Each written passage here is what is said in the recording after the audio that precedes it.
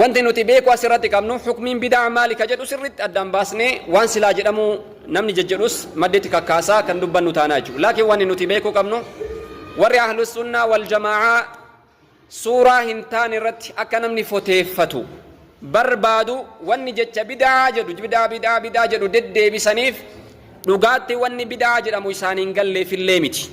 Bid'aan maali ka jedhus inuma beekan. Bid'aan shari'aa keessattis hukmiin maali kan jedhus inuma beekan. Laakiin isaan waan takka barbaadaa jiran. Isaanis maali? Wanti sunis maali? Hadiisni ergamaa Rabbi alayhi salaatu wassalaam akkuma kitaaba usulaa fi kitaaba mustalahaa keessatti ibsamutti hadiisa ergamaa Rabbi alayhi salaatu wassalaam yeroo jennu kan itti barbaadamu jechoota ergamaa Rabbi takka sallallahu alayhi wasallam hojiiwwan isaaniitii fi iqraara isaaniiti. Iqraara jechuun waan isaan biratti hojjetamee isaan irraa callisan. Waan sadiin kanaatu hadiisa ergamaa Rabbi sallallahu alayhi wasallam jedhama. Laakiin isaan namni wallaalaan hadiisa wanti jedhamu maali jechuu waan hin beeyneef jecha hadiisa keessaa tokko bichaa fudhatan. Innis maali? Hojii ergamaa Rabbi alayhi salaatu wassalaam. Bid'aan maali yeroo jettee gaafattee ni beeka. Bid'aa jechuun waan zamana rasuula alayhi salaatu wassalaam hin turin siin jedha.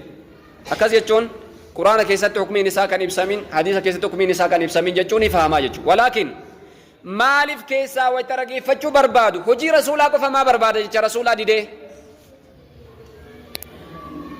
idan isaan kamanaa bahaniif mustalahalleen beekaniifi miti ni qaraasisanii usuulalleen beekaniifi miti ni qaraasan ni beekan kan hundaayyuu warri usuulaas maal jedha jechuu ni beekan warri mustalahaas maal jedha jechuu ni beekan ijoollee xixiqqoo irraa isaan jiru warri isaaniirraa gurguddaa jechuu ni beekan laakiin sanumaa wajjin yeroo rageeffachuu barbaadu rasuulli hin goonee miti maal hin goonee miti siin jedhan bakka isaan barbaadantu bakka ragaan shari'aa nama geessuu miti innamaa isaan duraan lafa kaatanii karaa warri ahlus sunnaa wal jamaa'aa irra jiru kun baaxila waan taheef jedhanii waan yaadaniif jechuudha.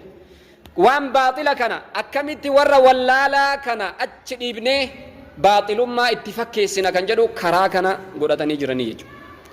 Hin fahamaniifi miti asirratti fakkeenya